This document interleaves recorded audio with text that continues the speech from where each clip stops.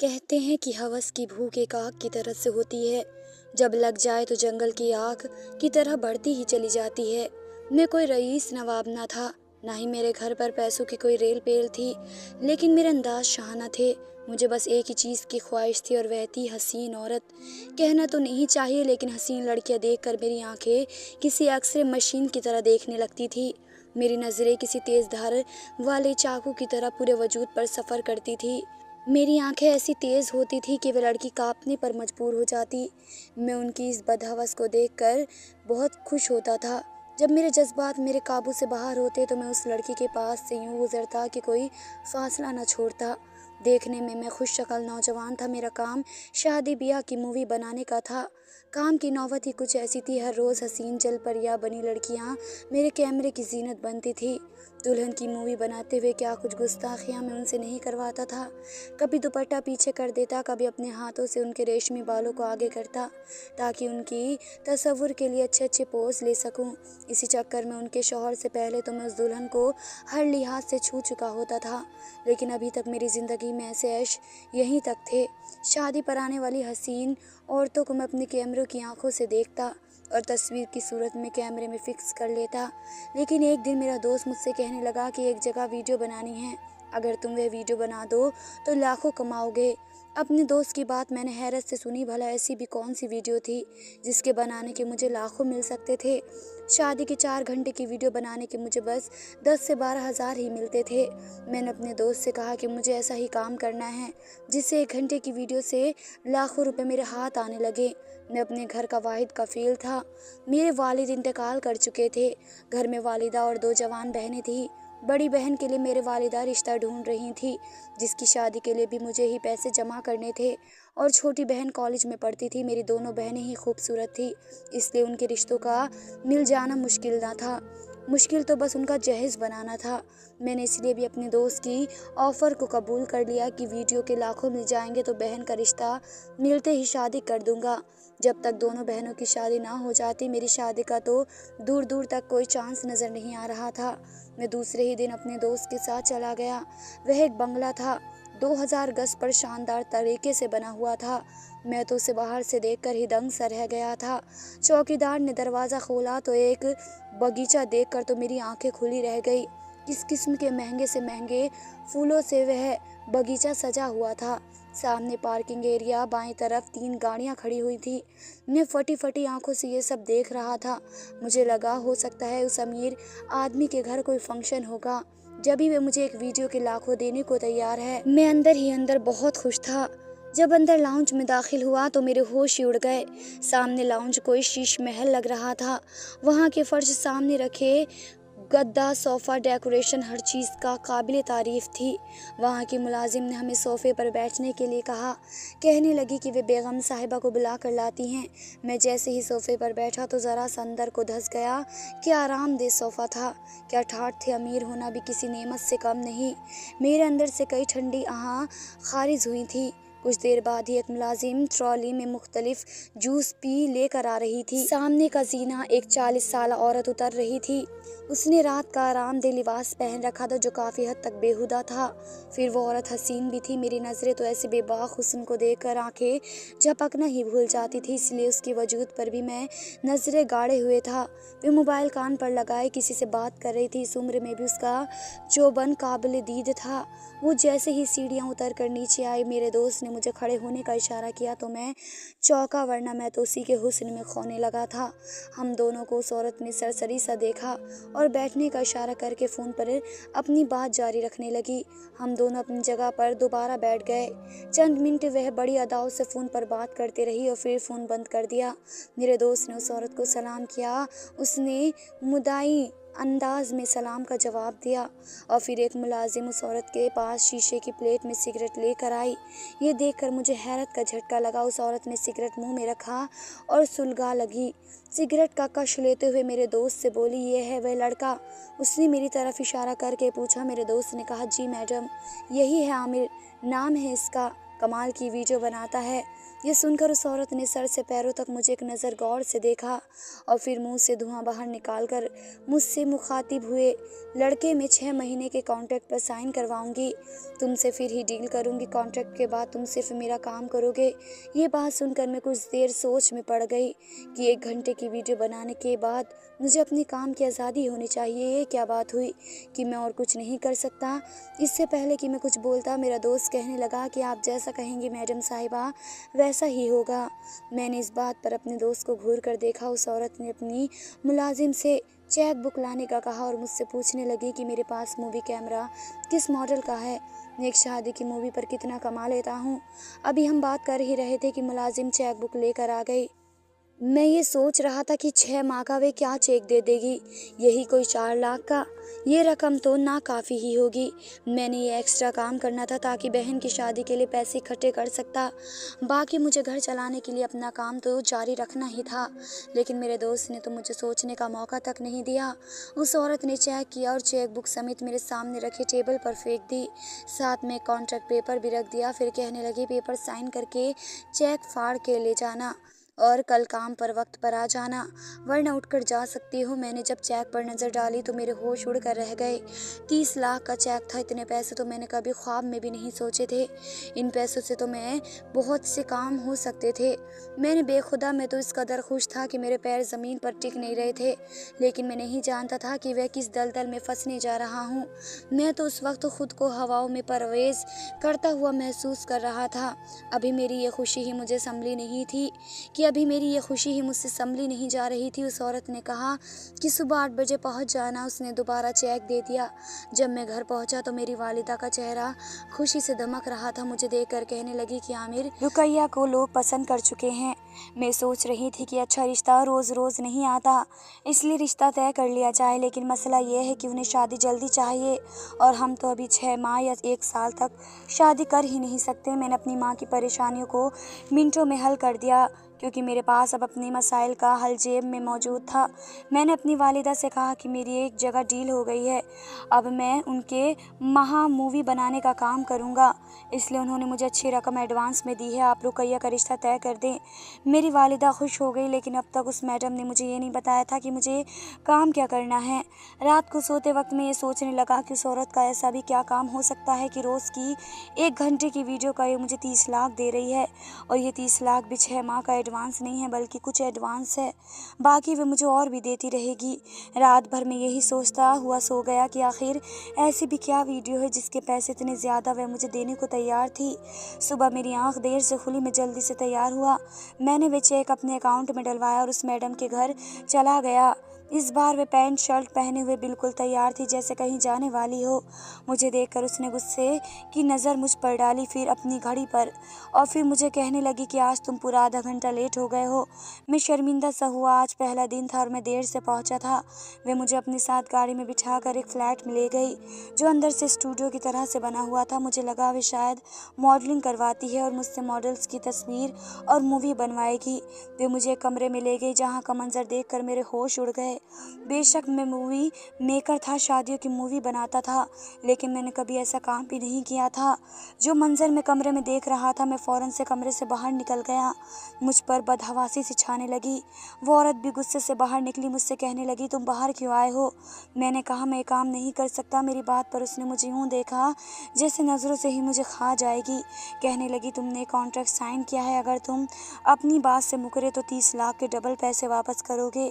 मैं उसकी शक्ल देखने लगा। मुझे ये तक मालूम ना था कि उस कॉन्ट्रैक्ट पेपर पर लिखा क्या है। मैंने तो चेक देखा था और खुश हो गया था, और अब मैं सोच में पड़ गया। मैंने तो कोई जवाब दिया ही नहीं और वहाँ से बाहर निकल गया। जब घर पहुँचा तो मेरी बहन रुकैया के ससुराल वाले रिश्ता तय कर चुके थे। अम्मी ने मेरे मुंह में मिठाई डाली और 1 महीने बाद की शादी की खबर सुना दी। मैं चुप सा हो गया। मुझे शिद्दत से अपनी गलती का एहसास हुआ। मुझे पहले काम की नीयत पूछनी चाहिए थी। हल्की फुल्की नज़र की चोरी और बात थी, लेकिन जो वह काम औरत मुझसे लेना चाहती थी वे एक गुनाहों का दलदल था। लेकिन मैं फंस चुका था। अगले रोज़ मैं वहाँ पहुँच गया। वह औरत अब भी मुझसे घूर रही थी और मैं बेबसी सी नज़रें झुकाए उसके सामने खड़ा था। कहने लगी, क्या सोचा है तुमने? मैंने कहा, मुझे आपका काम मंजूर है। वह मुझे दोबारा से उसी फ्लैट में ले गई। अब मैं अनजान ना था, जानता था कि बंद दरवाजे के पीछे कौन सा घिनौना खेल खेला जा रहा था। मैं कमरे में दाखिल हुआ। नाइट बल्ब की हल्की सी रोशनी कमरे में फैली हुई थी। सामने बेड पर एक लड़की बेहोशी की हालत में लेटी हुई थी। मैं सामने लगा कैमरा स्टैंड के पास जाकर खड़ा हो गया। मेरा काम ऐसा ना था कि जिसको आंखें बंद करके करता। वह औरत मुझे बता रही थी कि मुझे कब कब अपने कैमरे को जूम करना है और कब नहीं करना। मेरा दिल अंदर से बड़ा ज़ोर से धड़क रहा था। मेरा ज़मीर मुझे मलामत कर रहा था। मैंने खुद को झटका और सोचों से आज़ाद किया। मुझे एक बेकार वीडियो बनानी थी। एक गैर अखलाकी फिल्म में ये नहीं जानता था कि बेड पर लेटी हुई लड़की जिस्म फरोशी वाली औरत है या फिर धोखे से लाई गई शरीफ घराने की लड़की। उस वक्त वे नींद की बेहोशी में थी। उस वक्त उस कमरे में 3 मर्द मौजूद थे जिन्होंने उस लड़की के साथ ज्यादती करनी थी और मुझे वे वीडियो कैमरे में बनानी थी। अब तक मैंने ऐसी फिल्में कभी कभार दोस्तों के साथ मिलकर देखी ही थी, लेकिन सामने ये सब कुछ होते देखना, इसका तो कभी तस्वुर भी नहीं किया था।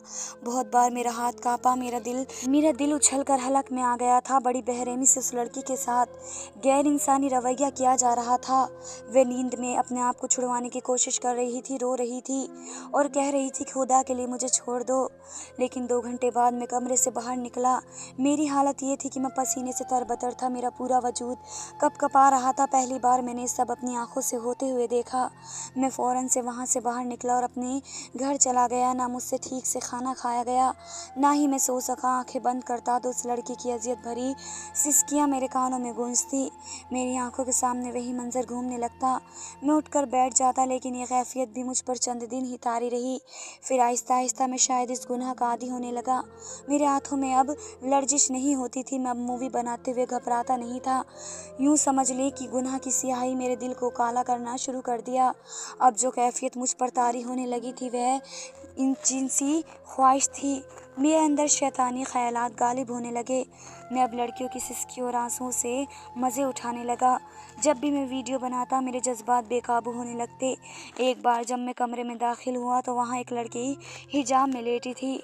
मैं इतना तो समझ चुका था कि ये लड़की ज़्यादातर कॉलेज की हैं, जिन्हें प्यार के जाल में फंसा कर इसी मैडम की टीम के लड़के यहाँ लाते हैं। फिर उनकी नाजायज़ वीडियो बनाकर उन्हें ब्लैकमेल करके उनसे जिस्म फरोशी कराई जाती है।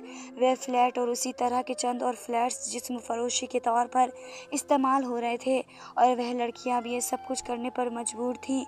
मैंने जब उस लड़की के हाथों की तरफ देखा तो वे सफ़ेद दूधिया रंगत के थे और हुस्न मेरी कमज़ोरी थी। जब वह मैडम अंदर आईं तो मैंने उनसे कहा कि इस लड़की के साथ बदका मैं करना चाहता हूँ।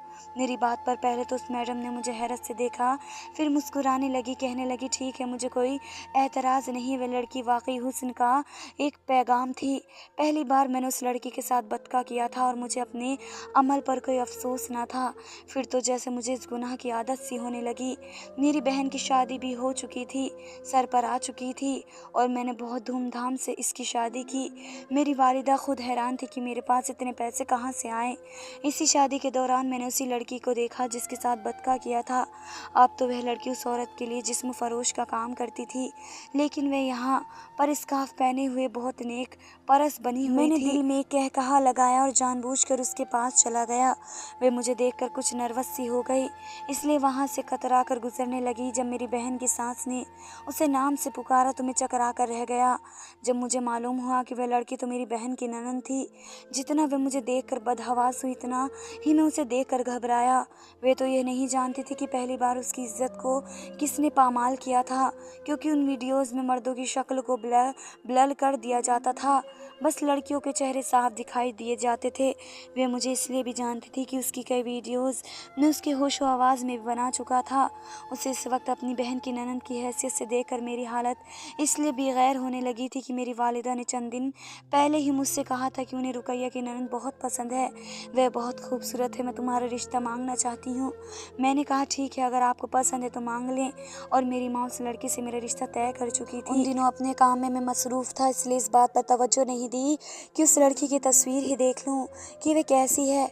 और अब उसे देखकर मेरी हालत ये थी कि मेरा दिल बहुत ज़्यादा मचल रहा था। मैं कैसे ऐसी लड़की से शादी कर सकता था जिसकी गैर अखलाकी वीडियो मैं खुद बना चुका था।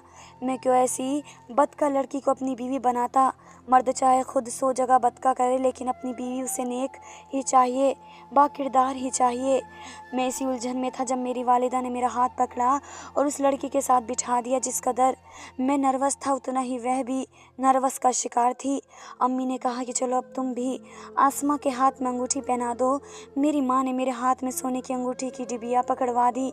मैं सोच रहा था कि अब क्या करूं। अगर वह मेरी बहन की ननंद ना होती तो उस वक्त वहां से उठकर बाहर चला जाता, लेकिन अभी तो मेरी बहन का निकाह होना बाकी था।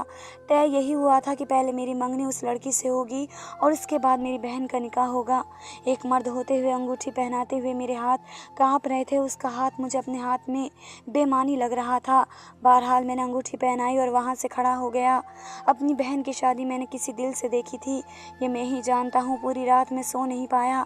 अब तक ना जाने कितने लड़कों के साथ वह लड़की मुंह काला कर चुकी थी। मैं भला कैसे आंखों देखी मक्खी निगल सकता था। मैं तो नर्क भी उस लड़की को छू नहीं सकता था। मैं अब ये सोच रहा था कि इनकार कैसे करूं। मेरे इनकार का मतलब मेरी बहन की तलाक थी, जिसे अभी ससुराल में गए हुए 24 घंटे भी नहीं हुए। मैं अगर उस लड़की की असलियत सबके सामने बयां करके उससे रिश्ता ख़त्म करता तो वह मेरी असलियत भी सबके सामने रख देती कि मैं किस हराम कमाई को अपने घर ला रहा हूँ। चंद दिन बाद उसी फ्लैट पर मेरा सामना उसी लड़की से हो गया।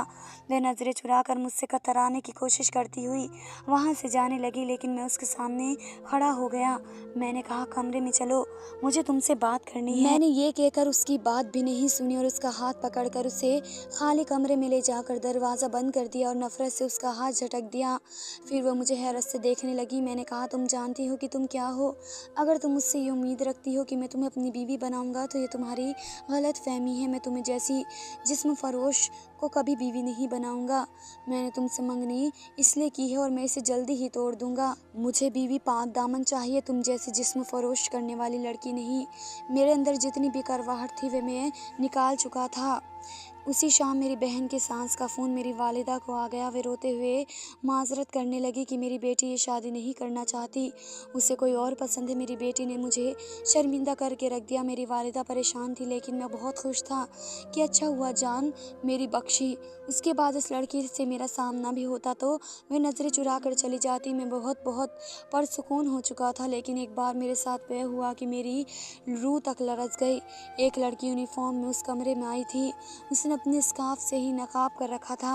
मुझसे मैडम ने कहा कि जिस लड़की ने इस लड़की के साथ बदका करना है वह जा चुका है, क्योंकि उसकी वालिदा बीमार थी, इसलिए आज तुम इस लड़की के साथ बदका करोगे। मैंने कहा ठीक है, क्योंकि अब मैं ये काम बखुद करने लगा था। मैं सबसे पहले उस लड़की को दुपट्टे से आज़ाद किया, उसके बाद उसका नकाब हटाने लगा। तभी कमरे का दरवाज़ा ज़ोर से खटका कि मैं अब घबरा सा गया। मैंने दरवाज़ा खोला तो वही लड़की मेरे सामने खड़ी थी। कहने लगी, वह मैडम और उसकी टीम जा चुकी है। मेरी बात गौर से सुनो, इस लड़की को कॉलेज के रास्ते से अगवा किया गया है। खुदा के लिए इसे यूं जाने दो। तुम्हें वीडियो बनानी है तो मेरे साथ बना लो, लेकिन इसे जाने दो। मैंने कहा कि तुम्हें तो मैं हाथ भी नहीं लगाना पसंद करता, जाओ यहाँ से, मुझे अपना काम करने दो। इसलिए वह पीछे नहीं हटी। कमरे में आकर उस लड़की को देखने लगी, अभी भी नकाब में थी। कहने लगी, ये मेरे जानने वाली है, बहुत शरीफ लड़की है, खुदा के लिए इसे छोड़ दो। मैंने उसे कमरे से बाहर निकाला और उस लड़की का हिजाब उतार लिया, लेकिन जैसे ही उसके चेहरे पर मेरी नज़र पड़ी मेरे होश उड़ गए। वह मेरी छोटी बहन थी, ये देखकर तो मैं होश ही उड़ गए। ये मैं क्या करने जा रहा था, किससे करने जा रहा था? मुझ पर बदहवासी छाने लगी। मैंने उल्टे कदम लिए और कमरे का दरवाज़ा खोल दिया तो वह लड़की अब बाहर खड़ी रो रही थी। मुझे देखकर कहने लगी, मैं जानती थी कि तुम्हारी बहन को लाया गया है। मैं नहीं चाहती थी कि तुम उसका चेहरा देखते, लेकिन शायद अल्लाह ने तुम्हें आईना दिखाना था। मैं और तुम्हारी बहन एक ही कॉलेज में पढ़ते हैं, वह मुझसे एक क्लास जूनियर है। जैसे उसे यहाँ अगवा करके लाया गया है, मुझे भी यूं ही लाया गया था, लेकिन मुझे बर्बाद कर दिया गया। मुझे ब्लैकमेल करके मुझसे काम लिया जाता है। पता नहीं वह कमबख्त कौन था जिसने पहली बार मेरे साथ बदका करके वीडियो बनाई थी। उसका दिल क्यों ये काम करते हुए नहीं काँपा। वह रोने लगी और मैं यूँ था कि शर्म से पानी पानी हो चुका था। जिसे मैंने बर्बाद किया था वही मुझे मेरी बहन के सामने शर्मिंदा से बचाना चाहती थी। मैंने अपनी बहन को बाहों से उठाया और उस फ्लैट से बाहर ले गया। घर पर मैंने ये कह दिया कि वह कॉलेज में बेहोश हो गई थी। इसके बाद मैंने इस बात पर इसरार किया कि मुझे अस्का से शादी करनी थी हर हाल में। दूसरी तरफ मेरा कॉन्ट्रैक्ट ख़त्म हो चुका था। मैंने रो रो कर तौबा की कि अब कभी इस तरफ नहीं जाऊंगा। मेरी जिद का नतीजा था कि अस्का दुल्हन बनी मेरे कमरे में मौजूद थी, क्योंकि उसका कसूरवार मैं था। इसलिए मैंने उसे दिल से कबूल कर लिया और इस काम से भी तौबा कर ली थी। धन्यवाद दोस्तों।